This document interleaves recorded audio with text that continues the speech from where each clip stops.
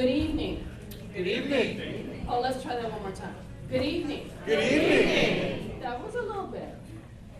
I'm an elementary school teacher by profession. I need participation.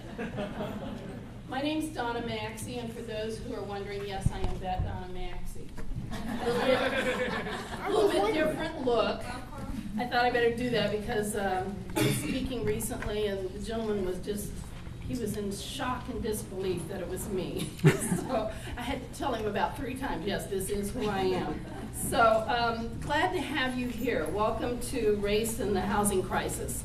And we have a big lineup tonight and lots of folks to speak. But before we start, and I'm going to try and do this and not blow it, we need to have a moment of silence. 2 lions in the social justice fight passed in the last 2 weeks.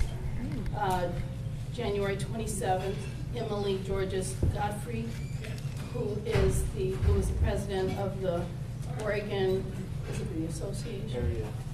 Area Jewish Coalition Community, and passed suddenly. And this past weekend, Dr. Richard Twist, who was a speaker here at Race Talks, passed. So we'd like to have a moment of silence for those folks.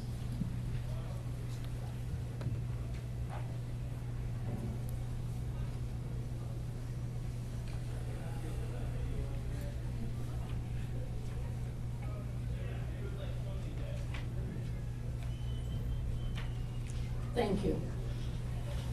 As I mentioned, we have a really full agenda tonight, and one of the things that is happening is that we're in a little bit different format. We're having folks speak for a little bit. A couple folks are going to speak, 2 or 3, and then we'll have 2 or 3 questions. That's going to be 5 minutes. I am going to be deadly on this time thing. And then we'll have the panel discussion, and then you will break out into discussion groups at about 7:45 for 35 minutes of discussions, and everyone your people at your tables will be taking notes, and I need to make sure that we have facilitators. Do we have someone who's on this wall over here who's a facilitator? Does every table have a facilitator? Raise your hand if you're nice and high, if you're a facilitator. Okay, I'm here at this table. Okay, are there any other people who can facilitate? Because I need 2 back there and 1 over here and 1 on the side wall. No more trained facilitators?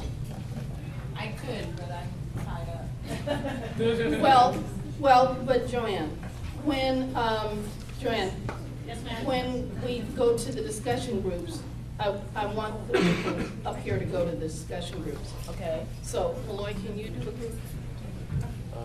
I'm not trained, but I will. Now, this man was the director of the Fair Housing Council of Oregon. If he doesn't know how to talk about race, I don't know who does. Okay, so Maloy, I'm going to have you come over here to this group over here on this wall.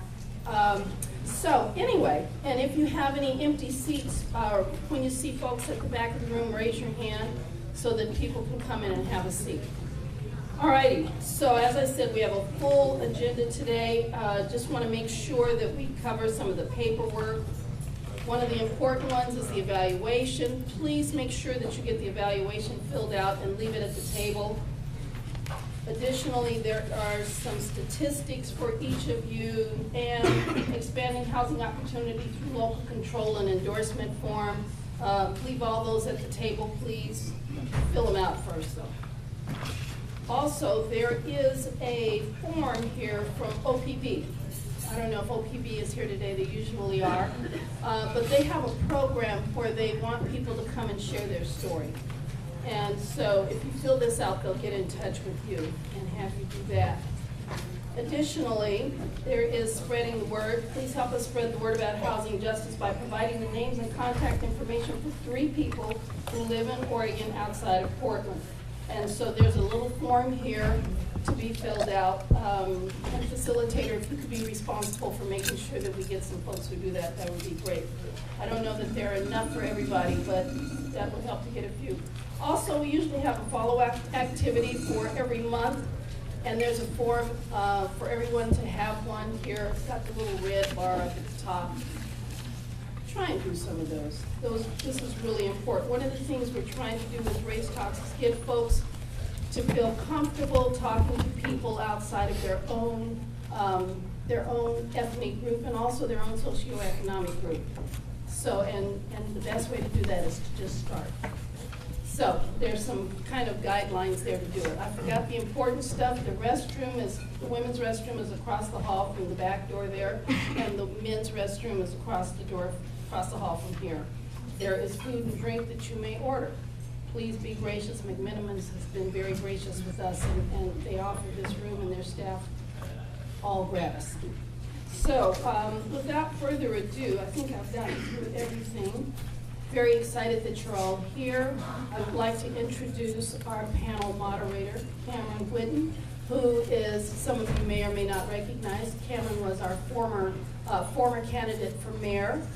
And not only was he a candidate for mayor, but you might have seen him out in front of City Hall trying to starve himself to death. To which I had to go out there and kind of rough him up and say, all right, buddy, enough is enough. He had lost like 30 pounds. So he will be moderating, and he will introduce our speakers. We have an august lineup today, and I'm really excited about this topic because Maloy here, raise your hand, Maloy, in case you're looking for a lawyer about housing stuff. I'm one of those people you're reading about who they're trying to put that foreclosure word on my house for me. So Maloy is my attorney helping me through this process. So very excited about everybody being here tonight. Thank you all for coming.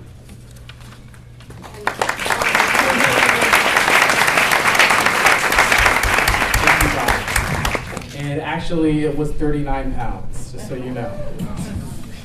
Thank you all for being here tonight. And I want you to know that I did eat before I got here. I ate a whole bowl of salsa, zunigas. So if you guys want to spice yourselves up, have some salsa. So, first of all, I don't want us to go through another minute of silence, but I also do want us to recognize James DePriest, who also just died earlier this week. He was the champion for the Oregon Symphony. Without him, we'd be missing a huge chunk of our culture. So I want to thank him very much.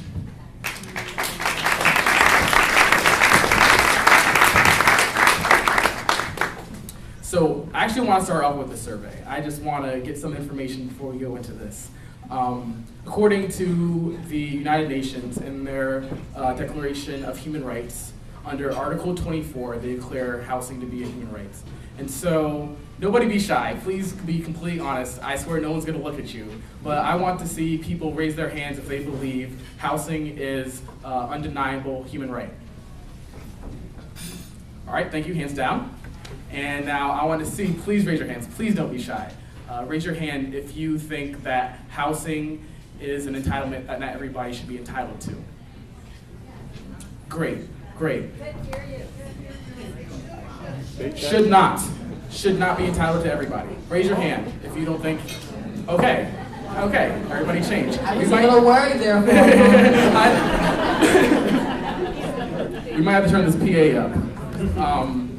Actually, Donna, can we get that PA turned up? I think you're supposed to be sitting here. Actually. Okay. All right.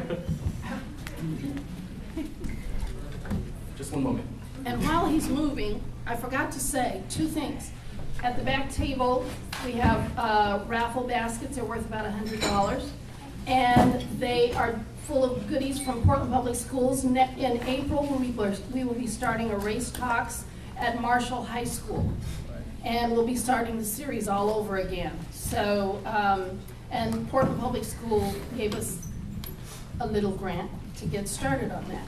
That's one thing. The other thing is I forgot to mention the colored papers at your desk. Would you hold up some of those little colored cards there, please? Thank you. Real high. Thank you. Those colored cards are so that you can get, if you don't have a business card, that you can get the name and the digits of somebody here who is not in your ethnic group. Because we need to start making friends. And I don't, and don't go out and talk about race. You know, you need to take a few months before you start talking about stuff like race. You can talk about race talks, but I mean, to get into deep stuff like that, since you met the person here, that's cool. But anyway, you kind of get what I'm saying, right? Yes? Yep. Thank you. Thank you, Don. And I just want to say this conversation is very important. I'm glad you guys are all, can you hear me? Yes. Great. I'm glad you guys are all here. According to some statistical studies, about 20,000 people in the state of Oregon are homeless, and an average of about 20,000 people also have unstable housing. And also in the metropolitan area, about 30%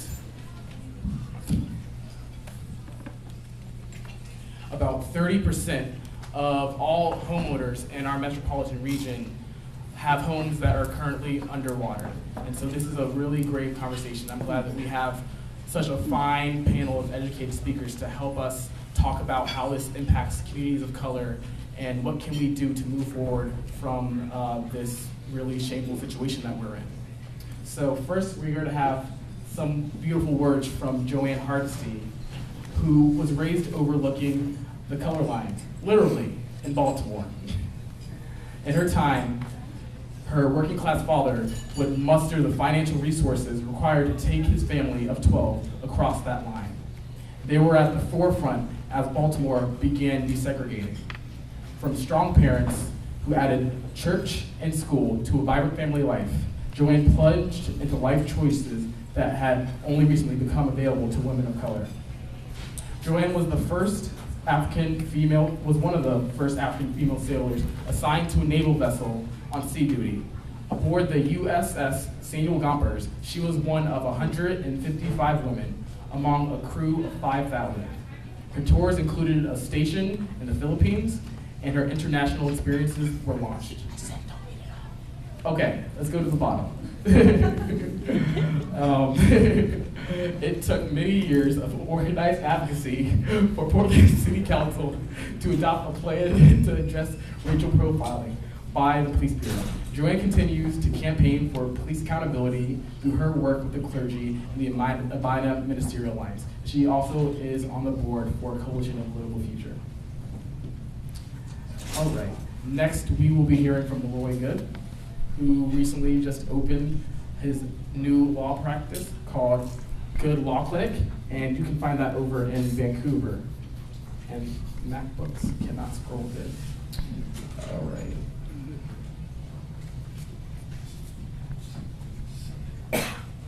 Maloy founded Good Law Clinic in January 2013 in order to provide high-quality legal services to traditionally underrepresented clients.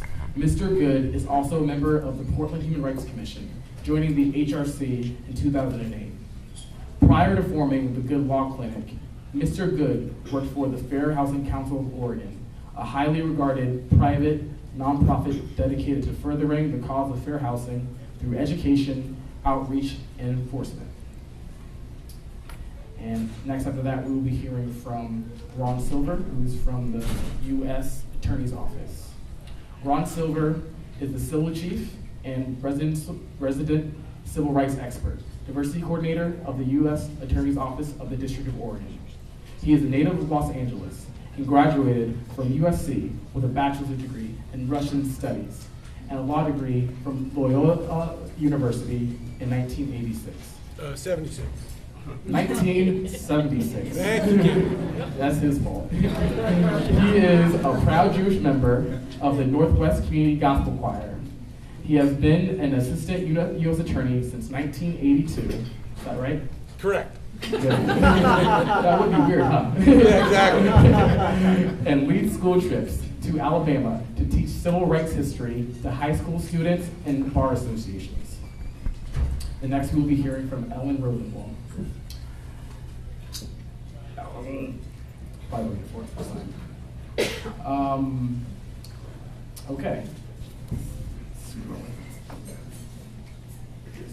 A little bit more. Ellen Rosenblum obtained both her undergraduate and Juris Doctor degrees from the University of Oregon. After law school, Rosenblum practiced as an associate and partner in a small Eugene law firm before serving as an assistant U.S. attorney from 1980 to 1988. She was then appointed to the bench, serving as both district and circuit court judge for Sonoma County from 1989 to 2005. That year, Governor Ted Kolongowski named her to the Oregon Court of Appeals, where she served until 2011. Following her successful primary election campaign for Attorney General in May, Governor John Kitzhaber named Rosenblum Attorney General on June 29, 2012, the first woman to hold the position. She was elected to a full 4-year term as Attorney General on November 6, 2012. And later on, we will also be hearing from Jeff Reardon, who is the newly elected state representative from Happy Valley. And we'll give a really brief bio about him. He was born and raised in the blue-collar town of Kelso, Washington. Jeff Reardon learned the values of thrift and hard work from an early age. Jeff is a Vietnam-era veteran who earned the highest rating possible during his term, E5, while serving on a nuclear submarine in the Western Pacific. His naval service earned him the GI Bill, so he could afford to become the first college graduate in his family. He holds a bachelor's degree in education from Western Washington University. He began his career as a teacher in the Park Rose School District, where he taught industrial arts for 5 years before taking a job at Tektronix. During his 21-year career there, Jeff advanced from technical writer to corporate communications manager. While working at Tektronix, Jeff continued to devote time to his lifelong passion of education by serving on the David Douglas School Board for a decade. And we also have his mailing list here. He's a fine, passionate individual. And if you'd like to get some notices in his monthly newsletter, you can add your contact information there. So please give a round of applause, please, for this great panel of speakers. So I'm going to now pass the mic off to Joanne Hardesty, who's going to share with us the history of housing discrimination in the state of Oregon. One moment. And so let me just say that in the time that I have to speak with you, it is absolutely impossible for me to share the deep history of discrimination in housing in Oregon. What I will share with you is just a few highlights, and Cameron is going to, there's a slideshow that Cameron put together. I want to bring your attention to these poster boards, and I want to thank Tim Hall, who is an employee at the City of Portland Water Bureau, who produced a whole lot of these panels, but we have 5 of them in the room, so hopefully tonight you'll get an opportunity to really look closely at these pictures, because they really paint a picture of what housing was like for African Americans way back when in Oregon. And so I'm going to start talking a little bit about urban renewal in Albina community. Several redevelopment projects targeted inner north and northeast Portland in the late 1950s and 60s, and they had devastating impacts on Portland's Black community. More than any other neighborhood in the city, the central Albina area, now called the Elliott neighborhood, suffered at the hands of urban renewal, or as most Black people called it back then, Negro removal. As skeptics called it, the Elliott neighborhood in particular lost almost half of its residents, over 3,000 people between 1960 and 1970. Most of them were Black. The federal legislation commonly known as urban renewal was designed as a long-range effort to achieve a better urban environment through rehabilitation or redevelopment of deteriorating areas.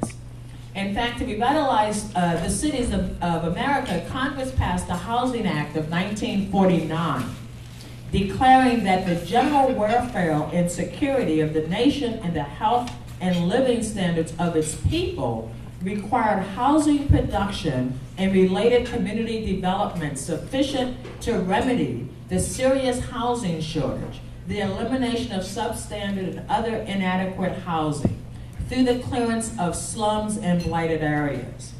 The Portland City Council, under the leadership of its new mayor, Terry Schlump, submitted to voters a charter amendment to create the Portland Development Commission. On May 16, 1958, the measure was passed by the voters. And so that is the beginning of the community's belief that when PDC comes in to help, it's really removing African American families. In fact, their very first plan would have removed 144 families from where now is Memorial Coliseum. But there were 144 households that they decided that they wanted to tear down so that they could build whatever it was they wanted to build. The community was in an uproar and actually was able to stop that original project. But lo and behold, there were other plans, right? So the PDC didn't get that one through. And so we started working on developing a plan that some in this room may remember, which was the Model Cities program. Well, PDC was in charge of the Model Cities program and created a plan to remodel a significant portion of the albino community area.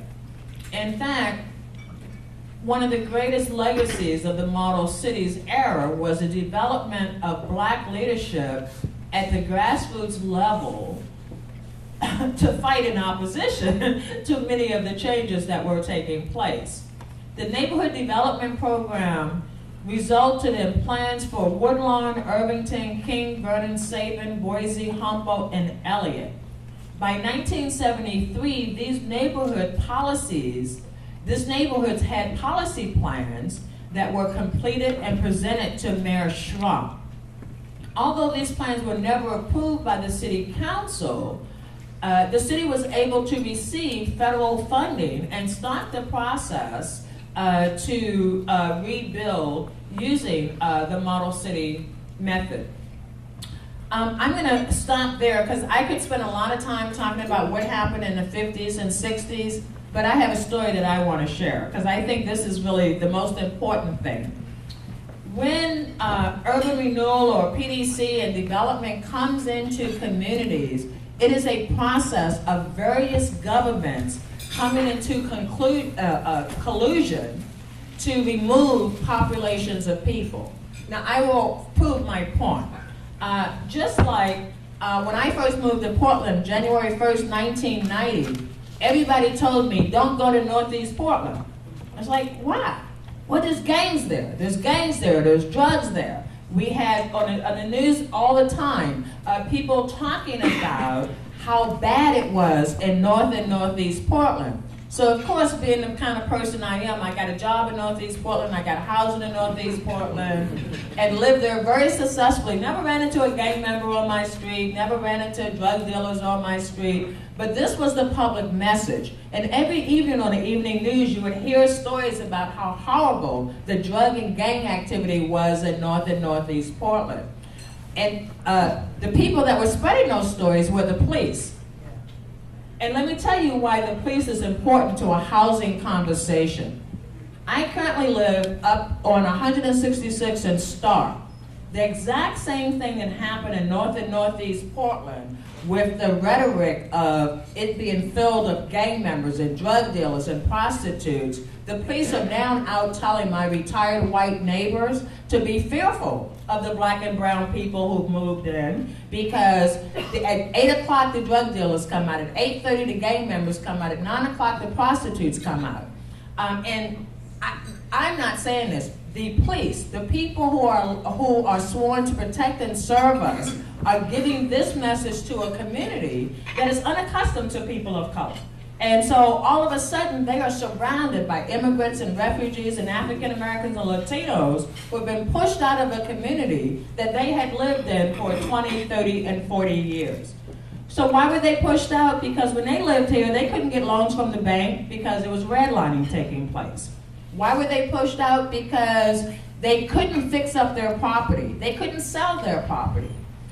They, in fact, when they had businesses, there were thriving African-American business throughout North and Northeast Portland when I first moved here. You could get food, I could get custom-made clothing on Martin Luther King Jr. Boulevard using kente cloth and real African fabrics. I could get African jewelry on Martin Luther King Jr. Boulevard. But then one night, PDC came in one day and put a medium in the middle of the street. And all of a sudden, it became a freeway. So people started just zooming through on their way to Vancouver to I-5. The businesses died, they went away, and all of a sudden, speculators started showing up. They started buying the abandoned buildings that the businesses left. All of a sudden, there were people coming in talking about building condos. All of a sudden, it is now in a community that the average house of rental is $1,800. The reality is that not only can I not afford to live in North and Northeast Portland today, I can't afford to eat in North and Northeast Portland. I cannot afford to hang out in North and Northeast Portland. And it's because we have government entities that have a responsibility for protecting all of us. And in fact, it is the money interest that ultimately decides who lives where and how those resources are spent. And so since Donna's over there trying to slowly tell me that I'm almost out of time, here is what I will leave you with. When you have government entities whose job it is to protect and to look out for people in the community, and sometimes, I know I worked for Multnomah County, there are good intentions, right? People think that they're doing good stuff. But I will leave you with this question. If in fact, we live in the most progressive city in the state of Oregon, why do all the social determinants of a community's health put Native Americans at the bottom, African Americans at the bottom next to them, Latino Americans at the bottom next to them? If we live in a progressive city that has progressive leadership, that has progressive public policy, why are those outcomes as they are? Thank you.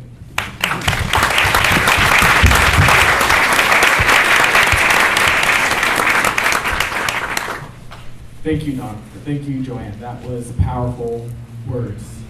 I hope you guys all got to see some of those photos on the slideshow, because it also did uncover a lot of the other information about what's happened over the entirety of Oregon's existence, going from exclusion laws where people of color weren't even allowed to exist in the state. They discussed what happened in the Rose Quarter after the Vanport flood, which is an area that existed in the 1940s. And basically, For the one shipyard day, workers. For the yes, shipyard for the shipyard workers, one day on Memorial Day, the levees broke. Basically, imagine what happened with Hurricane Katrina, where a huge swath of communities of color kind of just ended up with no place to live and no services to live off of. And we also talked a little bit about redlining, which is a practice that occurred for a very long time, where people of color weren't allowed to live in most areas of the city of Portland after they were expelled from Vanport. And so please, if you have time, do research this information. It's very important and a part of our discussion today. And so our next speaker is going to be Maloy Good. And about a year ago, we were here at Race Talks, and we had the Fair Housing Council, who provided us a bit of a background about what the state of affordable housing and the need for affordable housing looks into our region. And so we're gonna take a reflection of that discussion and see where we are at now. Thank you, Cameron, and thank you, Donna, for allowing me to speak again. So last summer, the Oregonian ran a series of articles called Locked Out that highlighted that today we face many of the same problems and plagues when it comes to integration or lack thereof that they faced in the 50s and 60s and before that Joanne was talking about. But what was most disturbing about the series was the fact that there are existing policies that exacerbate and contribute to that growing segregation. And what you're seeing is, I mean, when you look at the history of African American population in the Portland area, what you see is a history of displacement. And this was just taking us to the next step, which is the displacement that had moved everybody to north and northeast Portland has now moved everybody out to outer northeast and outer southeast. And so the two of the main things that came out of that series were two main policies that contribute to this. One is the state of Oregon is one of only 2 states, along with Texas, so we're in very good company there, that bans cities and counties from passing laws that say when new development goes in, that new development has to include some sort of affordable housing to create at least an economic integration, which will likely lead to racial integration, the integration of people with disabilities, the integration of families with children. So in Oregon, no city or county can do that. There's a state law that completely bans that. And that has a tremendous effect. The article talked about North Bethany out in Washington County, but there's more development that's slated to go on here in Portland, and right now there's no ability for the city to say this has to include affordable housing with it. The other policy that we have here in Oregon is it is perfectly legal for a landlord to deny someone because they have a Section 8 voucher. Not to get into the details of what a Section 8 voucher is, but basically the housing authorities give people a voucher that says we will pay up to a certain amount of your rent. You go out on the private market and find a place that'll rent to you, but landlords can say, no, I'm not going to take the voucher. Well, in Oregon, that's completely legal. The statistical analysis of the voucher holder population shows that people of color, again, people with disabilities, again, families with children, single mothers are disproportionately represented in the Section 8 population. So this policy of being able to turn people away simply because they have a voucher is helping to cause this redistribution of or resegregation of people out to outer northeast and southeast. So I talked about that last July, and what I wanted to talk about today is there is movement to undo both of these policies. A new group, a coalition of grassroots organizations called Connecting Communities of Oregon has put in a bill that will repeal the inclusionary zoning ban. It's House Bill 2890. There will be a rally on March 14th in Salem to support passage of that bill. Additionally, the Portland Human Rights Commission had asked Senator Chip Shields to sponsor a bill to eliminate Section 8 discrimination, and then also, as many of you probably know, Speaker Kotek has also sponsored her own bill to undo that. So there's movement behind these things, and it's very important that people remain involved and get involved. There's a flyer on your table regarding the inclusionary zoning ban. If you all are interested in being part of that, please fill that out and get it to Cameron or myself. And the last thing I want to mention is at the federal level, HUD has finally issued a regulation that says that this concept where the disproportionate effect on people of color or other kinds of protected class populations is in fact a violation of federal fair housing law. So while movement is slow, it is going.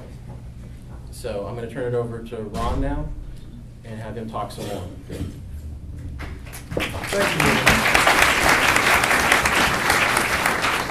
So I'm the chief of the Civil Division for the U.S. Attorney's Office here in Portland, Oregon. I would like to introduce somebody who's in the audience, Adrienne Brown, who is an assistant U.S. attorney in the office. She's our civil rights coordinator, who is now the person actively doing many of these civil rights cases. So Adrienne would stand up.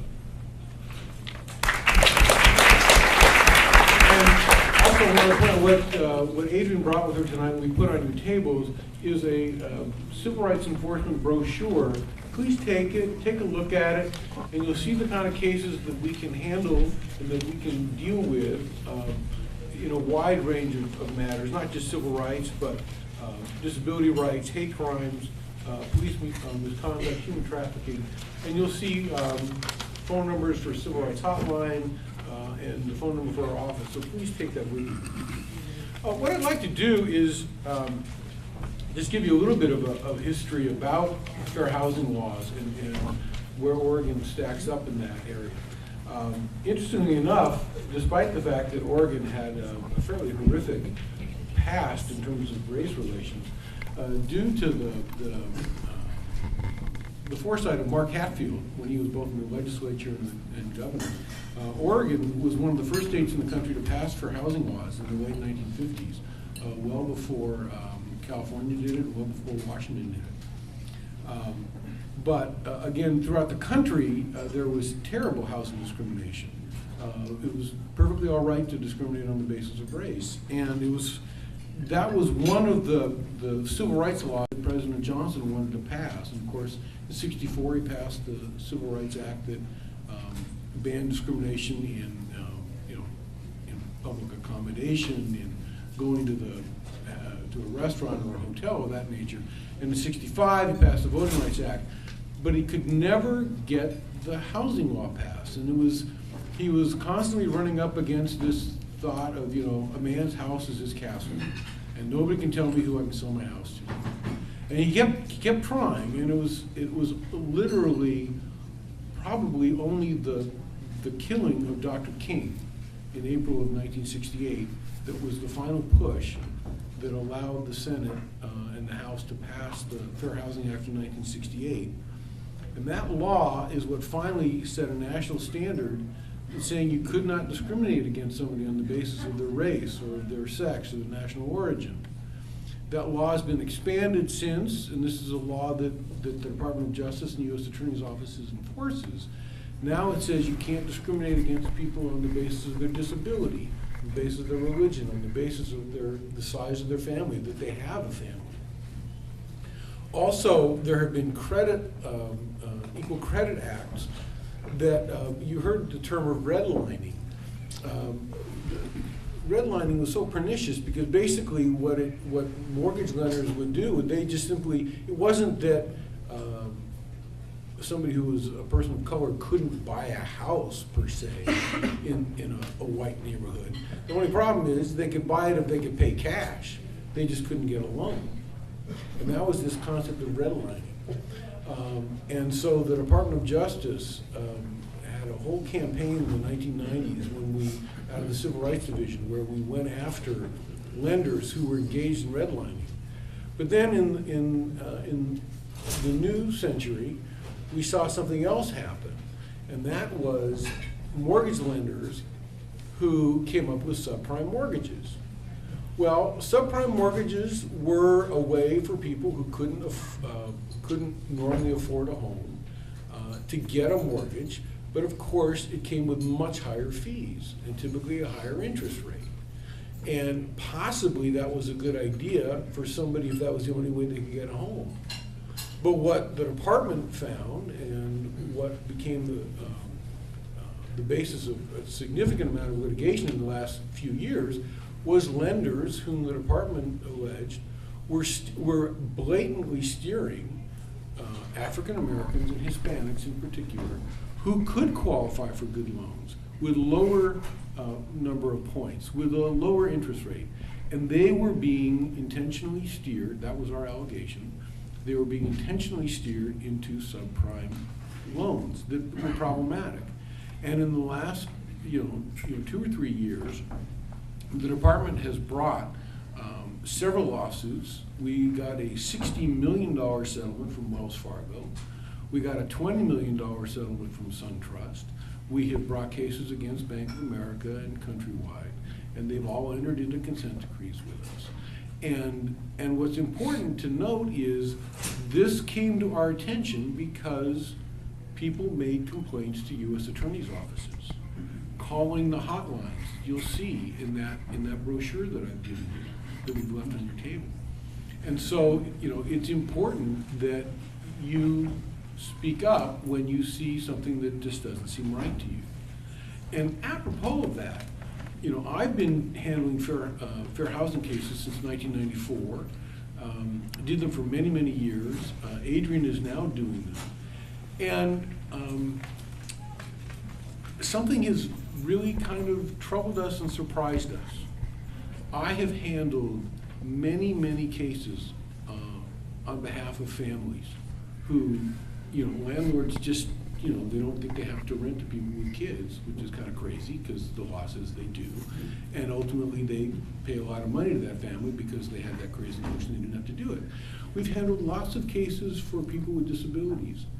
We've handled not that many, but they've been dramatic, the cases we have handled, for women who have been sexually coerced by their landlords in order to stay in their apartments, or if they're a little bit late with the rent, well, we can trade that for a little bit of sex. We've handled those cases because that's all against the law. Interestingly enough, we have handled very few, some, but very few cases brought to us by people of color. Maloy will tell you it's happening. I will tell you it must be happening. Adrian will tell you it must be happening. I'm sure Joanne would say it must be happening. But we're not seeing the cases. The people are not making the complaints. There's probably, a whole mess of theories as to why that's going on. Some of it may be, a belief that the person's voice won't be heard, or it may just make more trouble for them. I don't know the reason. But what if there's any message I would hope could go out from a conference like this or a talk like this is, please step forward. Contact boldly, contact HUD, contact the Fair Housing Council. Let the case start so that we can, bring justice to an injustice. We cannot do it if the complaints don't come to us. Let me just quick see if there's anything else I want to talk about. That's really the highlights I want to hit for you. Again, just take our brochure.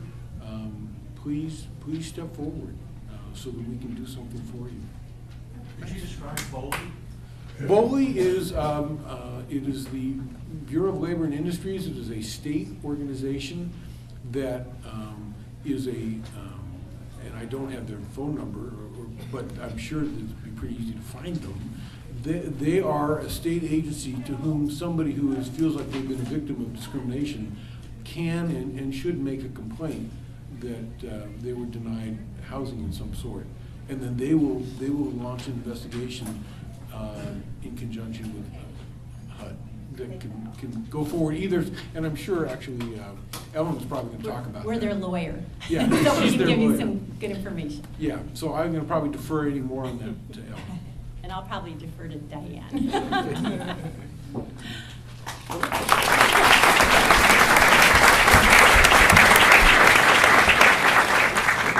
Good evening. I'm Ellen, and please call me Ellen. We still have time for Q&A. Oh, sorry. So first I want to thank Ron Silver, Maloy Good, Fair Housing Council, U.S.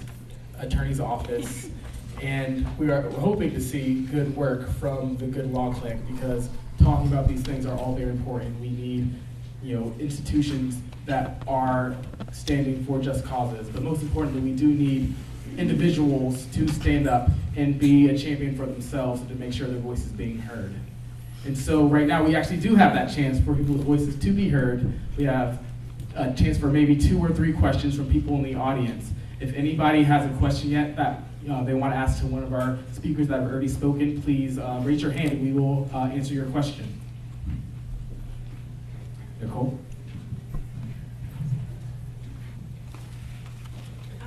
So my family and I have experienced the landlord taking our You gotta speak a lot louder. Okay, we recently moved, and the landlord kept all of the security deposit, even though like the house was clean, everything was in contact and order, but they kept everything, and we don't feel that was right. We feel like it was discrimination, but it happened a while ago.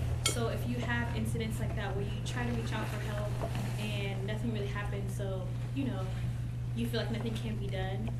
And I didn't know, have information about what you guys do. So my question is, because it happened a while ago, can I still fight it right now? Can you tell us how long ago? Maybe like 5, 6 months. Yeah, and so if the issue you're talking about raises both a landlord-tenant question and potentially a discrimination question.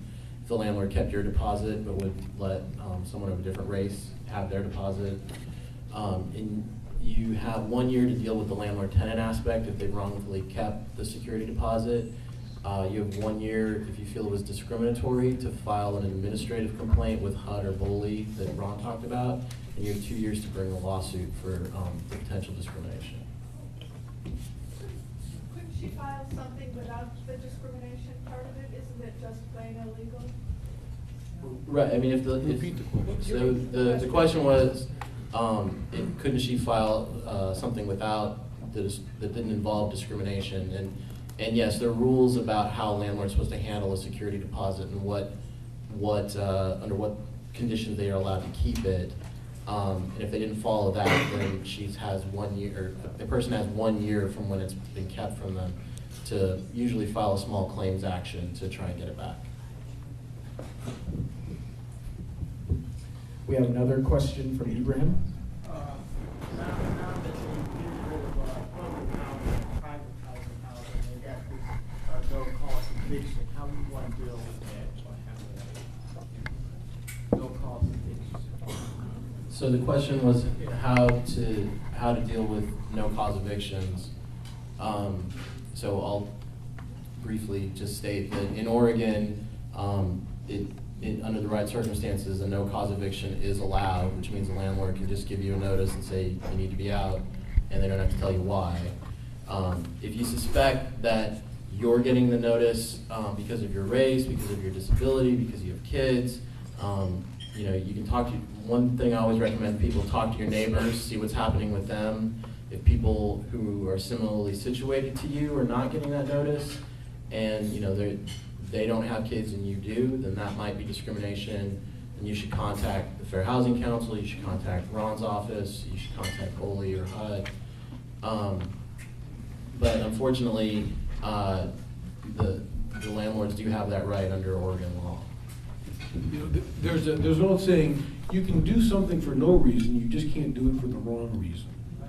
And that's what has to be decided in a situation like that. We have time for, first we'll let Donna Maxey make her comment, and then we will have time for one more person for a question. Okay, I just wanted to make the suggestion for people who rent, when you move into a place, you should have a sign off on all the rooms, go through the house, make sure that everything is in working order. If it's not, then make up a list of that and give it to the landlord and have them sign it, date it and sign it.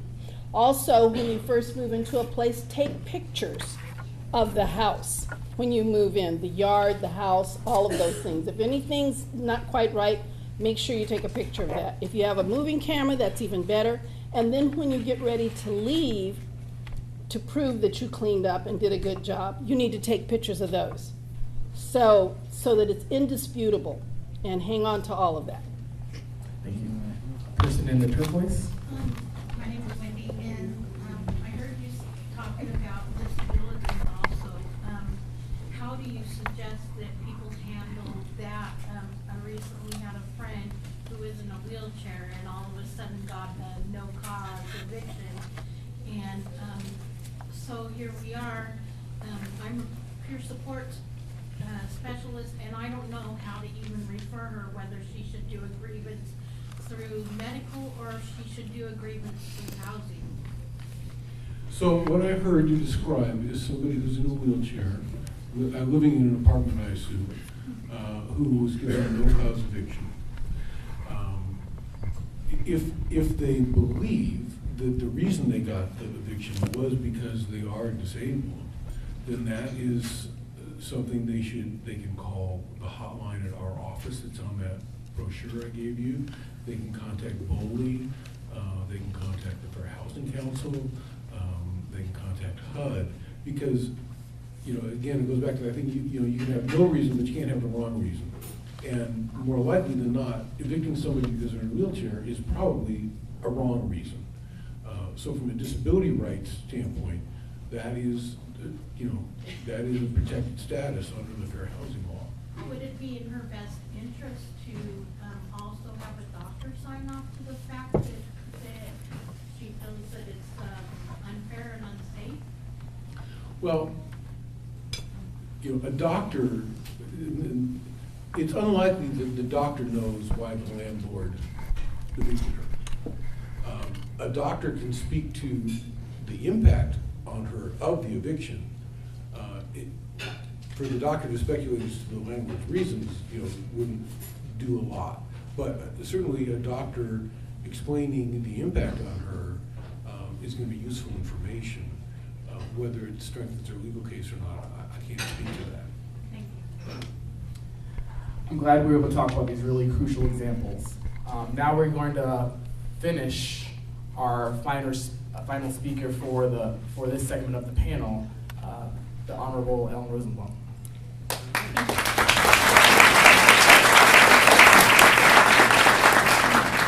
Well, I have a tough act to follow here because we've had some wonderful speakers tonight, and I'm just really honored to be here. And thank you so much for inviting me. So just really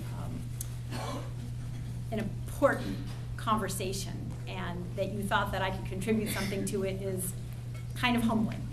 So I had to invite my team, or actually they offered, and I accepted their invitation to join me. So I would like to introduce this is the State Department of Justice, by the way. Ron works for the U.S. Attorney's Office, which is connected with the United States Department of Justice. So just so you know, you have the feds and you have the state here side by side, and we and we're friends. And we are friends. We even sing together, and sometimes with the gospel choir, especially at our special joint service that we have every year when we celebrate the Reverend Dr. Martin Luther King Jr. So that's really a lot of fun, but we aren't going to sing tonight, maybe next time. So let me just ask my team, including Jennifer Busey, Ellen Clem, please stand up as I call your name. Jennifer is my executive assistant at the Department of Justice, Attorney General's Office. Ellen Clem,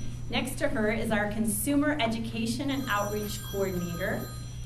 Thank you, Jennifer and Ellen. And then in front here, let's have Diane Schwartz-Sykes, who is our civil rights lawyer extraordinaire. Amen. And who will be able to answer the tough questions that I might not be able to tonight, along with, seated next to her, Simon Wong. Simon, please stand.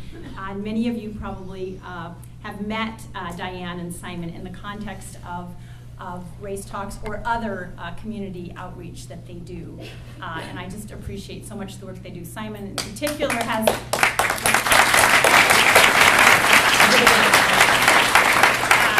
Diane prepared me well tonight, and so did Simon, and brought a handout for you that I think it may be in the back, but it is for those who are homeowners who might be looking for a loan modification or in or near foreclosure.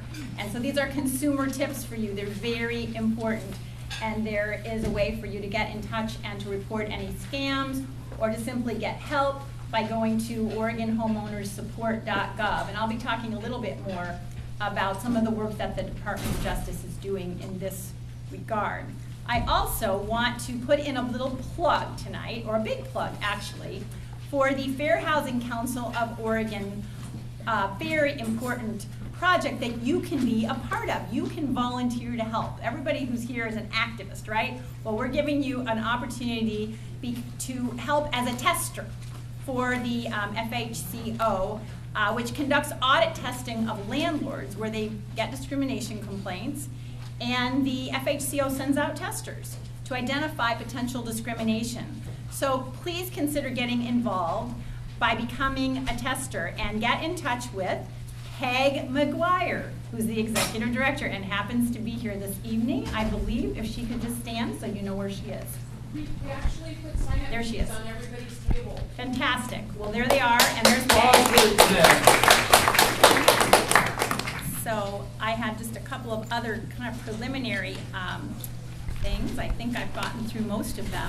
But I did want to just say that United for Understanding Racism, as you know, has been around to understand racism, has been around for a long time. I first became involved when I was a trial court judge here in Multnomah County back in the 90s, and Justice Ed Peterson, who was the retired Chief Justice of the Oregon Supreme Court, went around the entire state meeting up with the judges on the various courts to hold sessions, and it wasn't just one session, I believe it was 5 over the course of a number of months, to ensure that judges appreciated, frankly, their own inherent racism, to try to overcome it, to be able to do their jobs better. And honestly, to have the Chief Justice step up like that was pretty wonderful, and not only that, he did a fantastic job. And so at one point in time, just about every trial judge in the state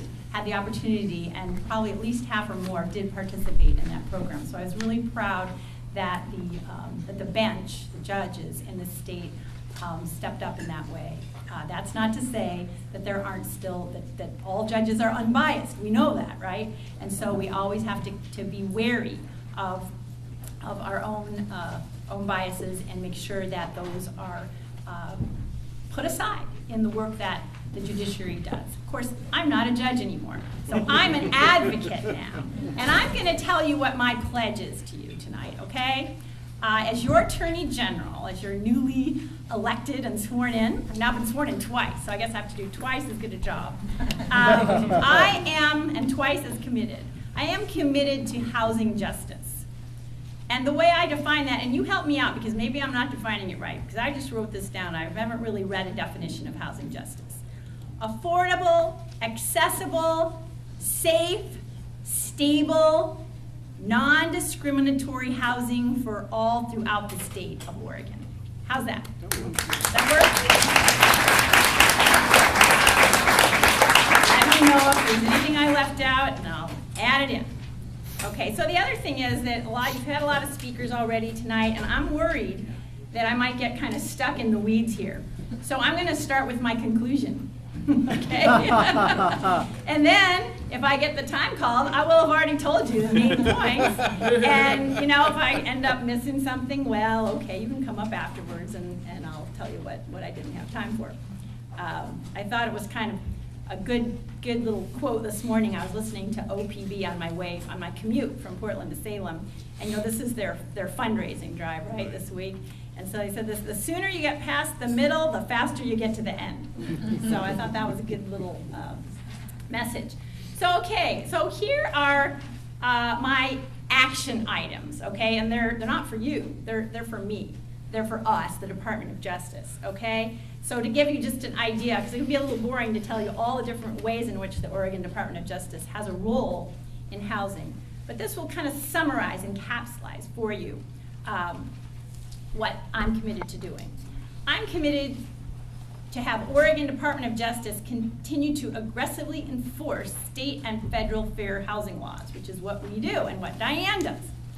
And these are in cases that are either referred by BOLI, somebody asked about BOLI, the Bureau of Labor and Industries, which is headed by, who knows? Radovakian, who does a fantastic job, and we have a really wonderful close working relationship, and Diane has really gets a lot of the credit for that. And so we work very closely together to make sure that not only housing, but employment and other areas, wage discrimination, are properly enforced.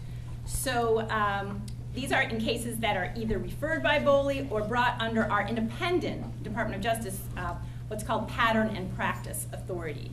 So in cases where there's a pattern or practice of housing discrimination, we handle those directly.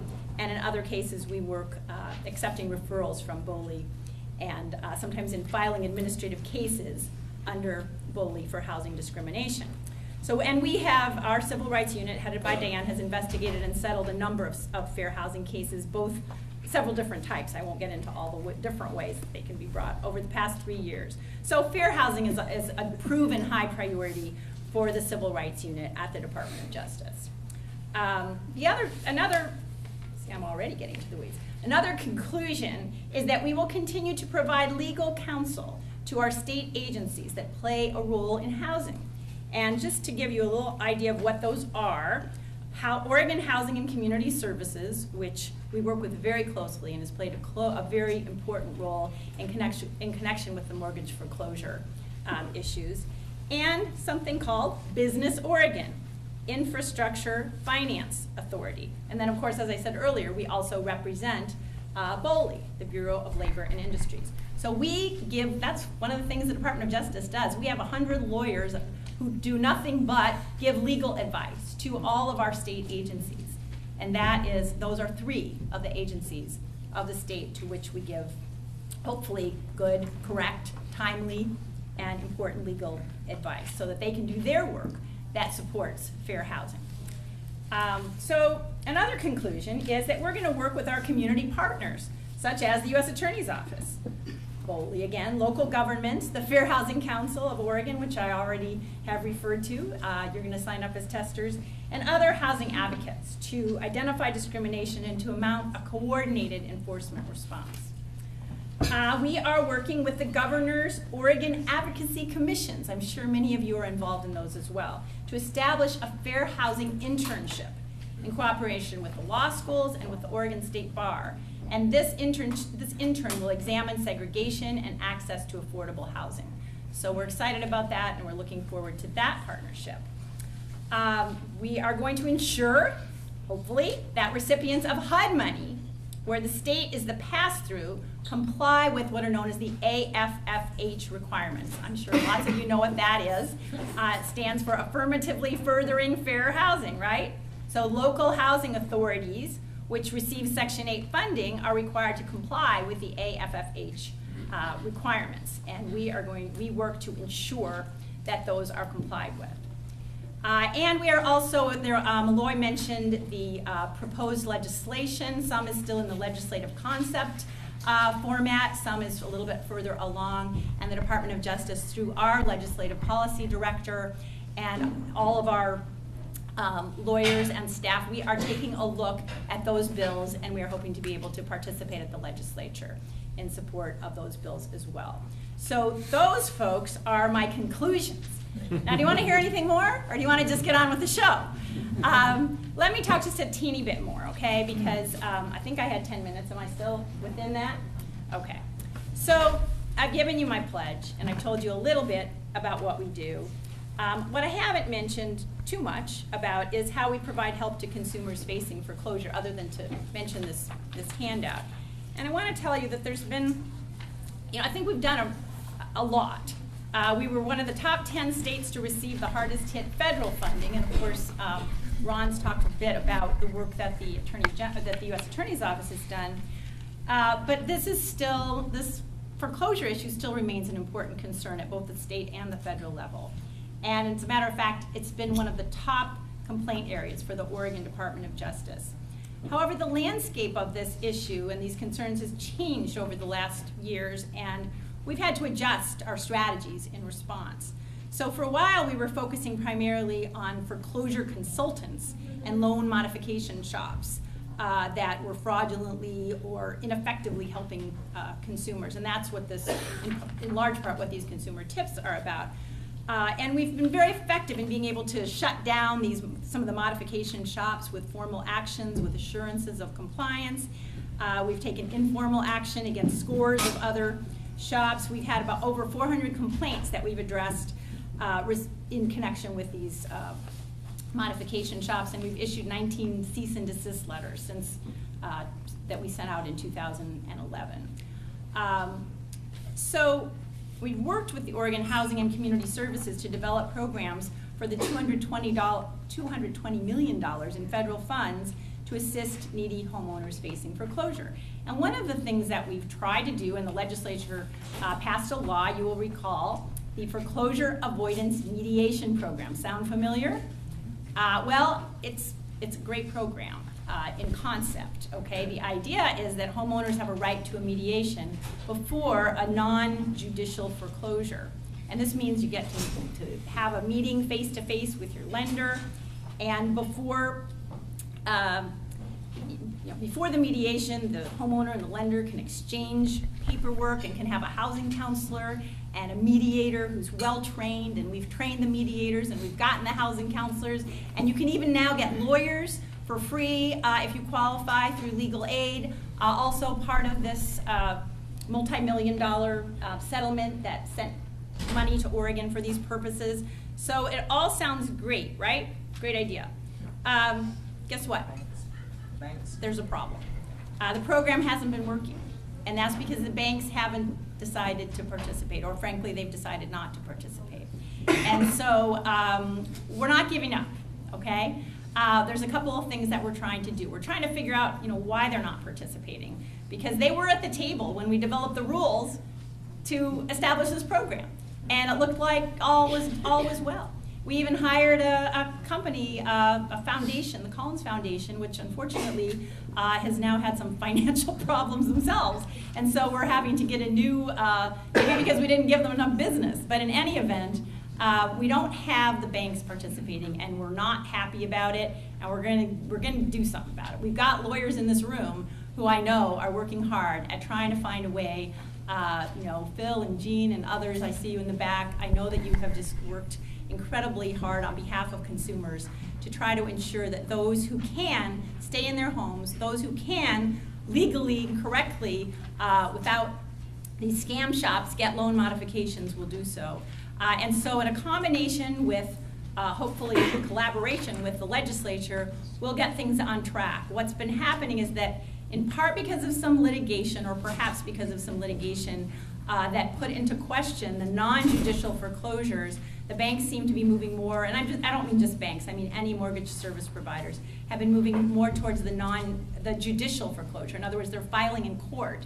And this program, this mediation program, didn't apply to court order, or to courtroom-based foreclosure. So we're gonna see if maybe there's a possibility that at the legislature we can get them to require mediation even for these judicial foreclosures and get things back on track, because we have just too many homeowners who are in limbo now and don't know if they're going to be able to stay in their homes. They're not necessarily even receiving notices of foreclosure, but it doesn't mean they're not at risk. It doesn't mean that they can go on with their lives. It's just not fair, and it's just not right, and we're trying to do what we can. So please, I don't want to ask you to be patient, because I'm not into patience. Frankly, I want to just get this thing moving, and the Department of Justice is committed to doing that, along hopefully with some good, strong legislation that will help us get there. So those are the main things that I wanted to talk to everybody about tonight. I'd be happy to answer questions. Again, I am just so honored to be here. I kind of had this idea that maybe the room would be empty because people would be watching, the State of the Union. But maybe you listened on your way over, or perhaps, I won't say this is more important, but this is darn important. And I think our president would be proud that you're here tonight and that we're having this discussion about our community and making it a better place for everyone to live. So thanks again for having me.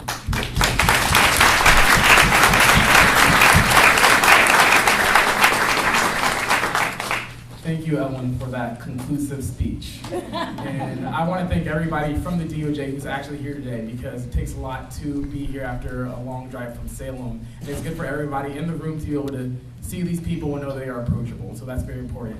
And this is actually coming down to my favorite part, what I think is probably the most important part of the session. You've gotten to sit here for over an hour and listen to these 5 people up here speak to you, and now it's time for you guys to speak for yourself. And so we're going to be breaking out into our table discussions, and we've thrown a lot of information at you guys. For this one, we want you guys to be able to look at some information provided from us by the Coalition of Communities of Color, which is a very amazing coalition of different public advocacy groups from the Portland Metro region, which have aggregated all this important data about how housing and the need for housing supports affect communities of color. So, and there's the whole report, the big one. but we're only going to cover a 2-page amount of information about housing. And we also will have 3 questions that we're throwing at the small breakout groups. The first one is, do you feel that displacement is a primary concern of housing justice? How do you feel that inclusionary zoning and Section 8 reform address that? What other tools might we have? Do you believe organizations that oppose these equity policies, like the Home Builders Association, can be considered racist? Why or why not? What do you feel that the city of Portland or the state of Oregon has done to give reparations of race and housing discrimination? What else do you believe they owe to communities of color? So we have about 15 to 20 minutes for us to talk within our individual tables. And after that, we'll have about 10 minutes to do a check-in, and we'll have one representative from each discussion to come up and share for about a minute of what they talked about. So please enjoy. Okay, and with the facilitators, your questions are on the back in orange on your sheet. Additionally, Attorney Rosenblum, could you go to a table and join one of the tables? And we are having, for those people who bought into the raffle, we have the raffle first drawing. It is ticket number 255-2400. The number's back there on the back table, and I'll be back there, and that's you? All right, so see the lovely lady back there, take it, go back and get one back. We'll draw for the last 2 afterwards. The folks on the side wall here, Maceo. Read it again. He already came forward. Maceo, you're gonna do the folks here. And some of you folks here on this wall, you can come over here. Ron, where are you? Stand up. Ron is going to be your facilitator, so you might want to come over to this other side over here, so you don't have such a large group. Right now, we're going to have Representative Jeff Reardon make a few comments, and additionally, there will be a Q&A for the panel. We'll ask our panel to come back up, and there'll be a Q&A for the panel, and that'll be about 15 minutes. So we will be going over, and if you have to go, please do. But we do want to be fair to those folks who have allotted a certain amount of time. So let's hear it for Representative Reardon.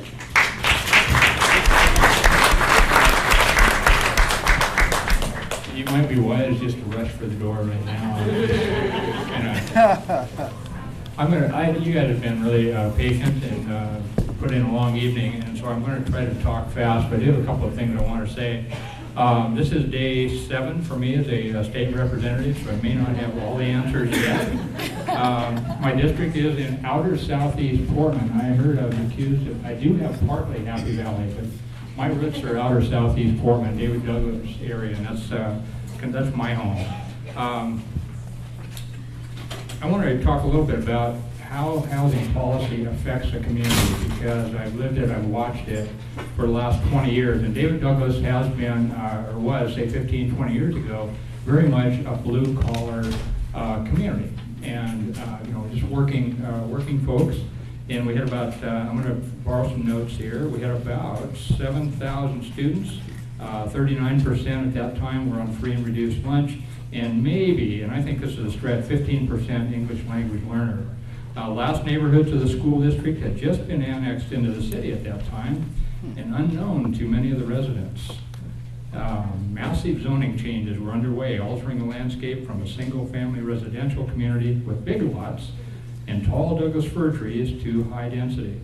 The land was the most affordable in the city, and folks moved out from their neighborhoods as gentrification moved into other parts of town. New subsidized housing in East Portland became a welcome refuge for those who were struggling to make ends meet. Does this sound familiar? And they left the inner city despite the lack of services and reduced access to public transportation beyond 82nd. They came out, it was affordable. Guess where the immigrant families went when they needed a place that was affordable? They also came east of 82nd. Now we have about 10,600 students in David Douglas, so 150% of what we had. 78% qualify for free or reduced lunch. Almost a quarter are English language learners. Over 70 languages spoken at our high school. By the way, I just graduated from high school last year, myself. So I've seen and lived these changes. Our schools are beautifully diverse, with over 50% of our students being children of color. So I'm going to just stop there. It may sound like, when I give you those stats, that I'm talking about something, maybe if you heard this, that something bad has happened to our area. Well, I've been teaching there now for 10 years, and I got to tell you, it's challenging, and we do have higher poverty. We have more kids of color. We have all the languages to deal with, but damn it, I love it. It's a great place to be. And all I want is for our area is to get some of the same breaks that other parts of the city live in. And you guys have driven down other parts of town. I know you, where they have all the tree-lined streets and the hanging baskets and the nice parks and sidewalks and all this stuff. Well, I think we kind of missed that on beyond 82nd. And so what I'm working on is a couple of things. One is transportation, and something that people don't always think about, because transportation affects the economic development. We have state highways running through our cities that have been sorely neglected for decades. And thank God we now have 4 legislators that represent that area that actually really care. And so we're just hammering on ODOT. I've talked to the speaker, I've talked to every legislator I can, I've talked to the city, and we're just going to be that squeaky wheel and whatever it takes. And I know it's not going to be easy, but we're going to work on transportation, because that will lead to a better, more vibrant community. Secondly, I have introduced a bill for House Bill 2890, and I did submit that. It does repeal the ban on inclusionary zoning.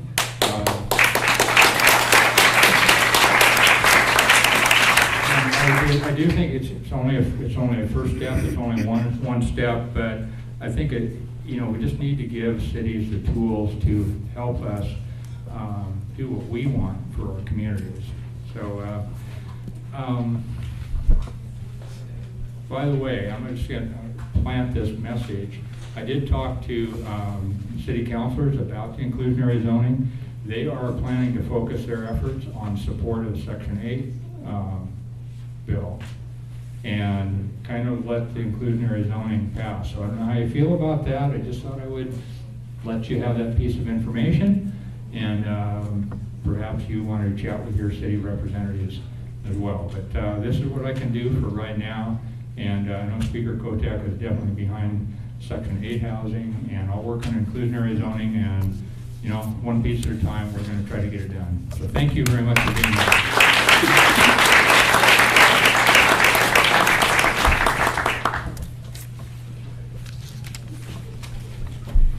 Thank you so much, Mr. Oh, we turned it off. Thank you so much, Mr. Regan. I'm really glad that you guys all got to hear from really talented people, and I'm glad you guys got to speak with yourselves about your talents. And so most importantly, please exchange your contact information with each other. Give out business cards, write on a napkin. Please just continue this conversation, because 2 hours is not enough. And please write down your information on those little cards so we can stay in contact with you here. A few of our panelists might have to leave early, but we do have time for them to come up and maybe answer 1 or 2 questions before we end the night. So the panelists that are left, please come up. Anybody have any questions after talking about all we did talk about?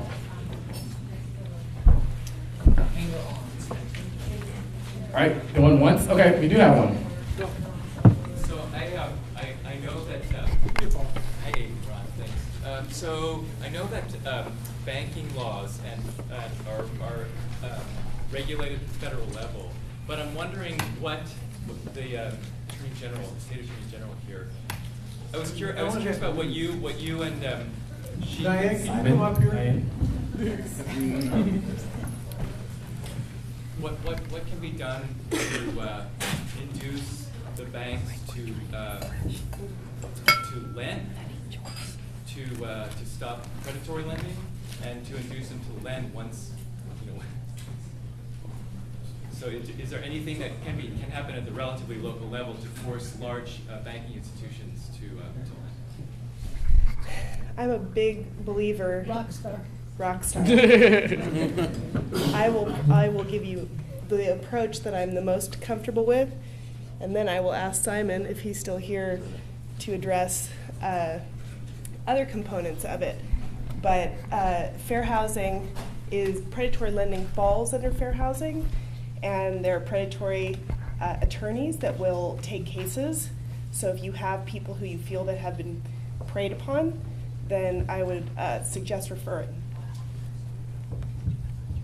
If the question was about how to have the banks lend more, is that what the question was, sir? It seems to me a systemic issue.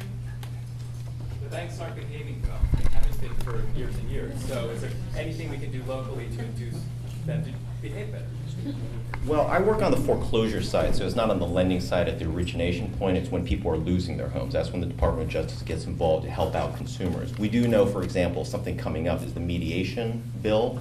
Mediation's out there, and we know, for example, that because it has not been working with respect to judicial foreclosures, it doesn't apply to judicial foreclosures, if mediation could extend out to judicial foreclosures. If there's a bill that is going to go in that direction, we know that mediation helps out homeowners and helps them save their homes. So you can get in touch with your legislators. If you can get involved in those kind of issues, that would be something that could have more of a wide sweeping effect. Question? How did I get up here?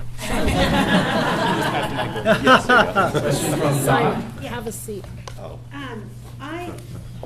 I was wondering what, is there any laws in place to protect renters who do voice their issues? You know, like for me, my landlord said if you complain, you will be evicted about repairs on the house. You know, and it's like, I can't afford to move, you know, so I live with things that need to be repaired. So I was just wondering, like, what laws are in place to protect me if I say I need the roof fixed, I can't leak anymore? How can I protect myself? And then, you know, also, like, why are they only allowed to give you 30 days notice? Like, what poor person can move in 30 days? You know, I mean, why aren't the laws in place to give you 90 days or 120 days so you have time to find a place to move? And when you're poor, 30 days is insane. That's just insanity, and I don't understand. Okay, so I can address those in a couple different parts. So your first question. Rockstar. Rockstar. Yeah. With respect to your first question about, you know, being asked to leave sooner than you're ready to do so, it depends on the kind of lease you sign. Many landlords want you to sign a 30-day, month-to-month lease. The most secure kind of lease would be one that you negotiate that's a year lease. And then the only reason they can get you out would be for cause. But otherwise, on a month-to-month, they don't have to give you a justification, and they can give you a 30-day no-cause notice and require you to leave. With respect to your question about repair, and this all falls under landlord-tenant law. We've talked a lot today about fair housing, but this actually falls under a different part of the statute that relates to landlord-tenant rights and responsibilities. So with respect to, you were saying, getting your deposit back or voicing complaints, there are protections under those laws that would prevent a landlord from retaliating against you for asking for repairs. So these are rights that you, again, have to enforce by going to an attorney, which leads me back to my initial comments, that depending on your income level, in each county, I'm a former legal aid lawyer, every county has a legal aid office. And those offices all specialize in housing rights.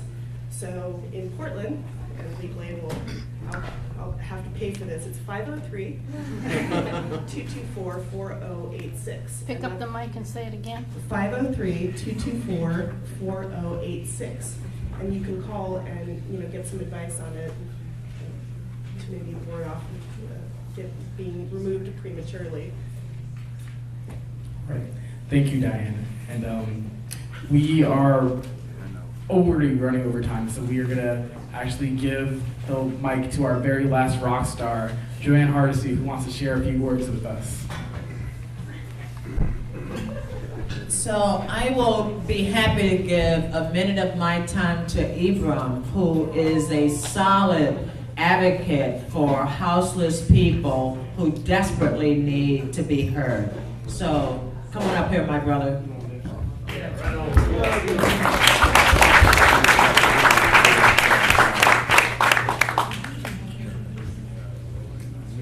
Remember Rockstar.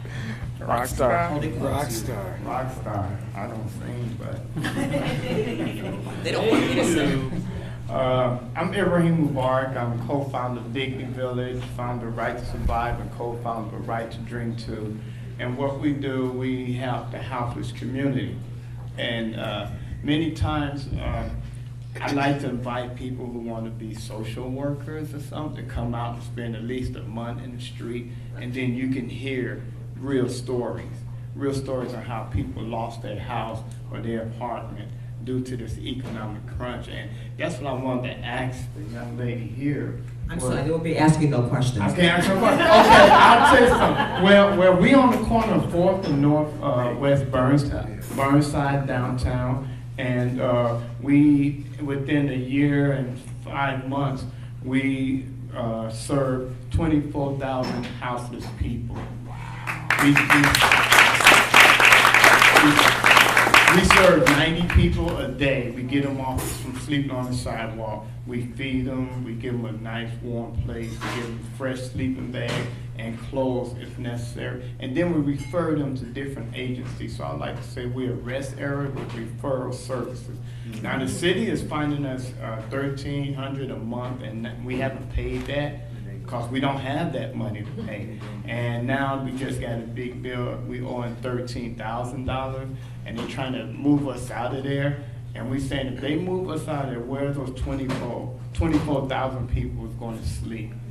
We pay for our own electric, our own water, our dumpsters getting dumped, our porta potty, and we pay for liability insurance and $1 a month for insurance for the landowner. And we do this all without government help. We do this with writing grants and fundraisers. So we need you to speak out to the city leaders to say we need more rest areas or dignity village to get people off the streets.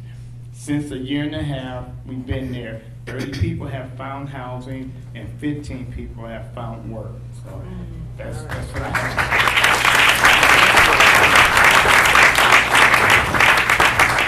So I wanted to make sure you got to hear from people that are on the ground every single day doing this work. Because unless you're going looking for a Dignity Village, you wouldn't find it.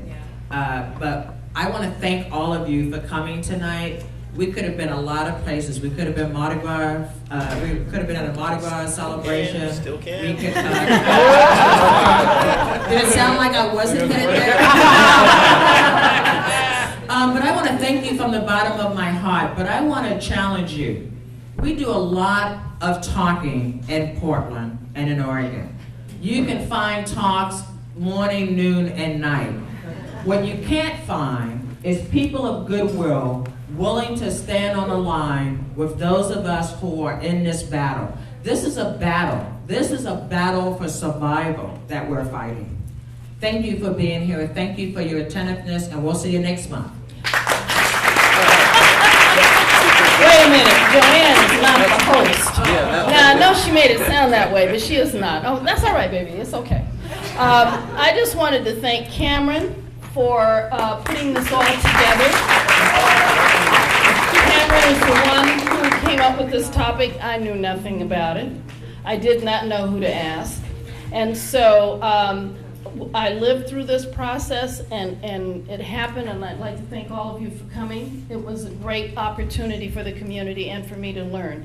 Also, we'd like to invite you to come to Race Talks next month. It's March 12th, and our topic is hate crimes in Oregon. We will have Dr. Randy Blazak, who is a professor at Portland State, and also John Harrelson, who is, I want to say he's with some attorney's office in District Attorney for Benton County. District Attorney for Benton County, and he's working on legislation. And also we will have Mac and Dub, William Travis from Mac and Dub, who were victims of racism, and also, and I can't remember what you call this, I call him the Grand Poopah, whatever his title is, Bryant, who was part of the Masons Lodge. So they will be coming and talking about what were the effects on them and how it felt. Also, before you leave, you might want to check out, there are 4 boards around, 5 actually, that have information about housing in Portland. So really appreciate you all coming. Thank you very much. Please fill out your evaluation, and we'll see you next month.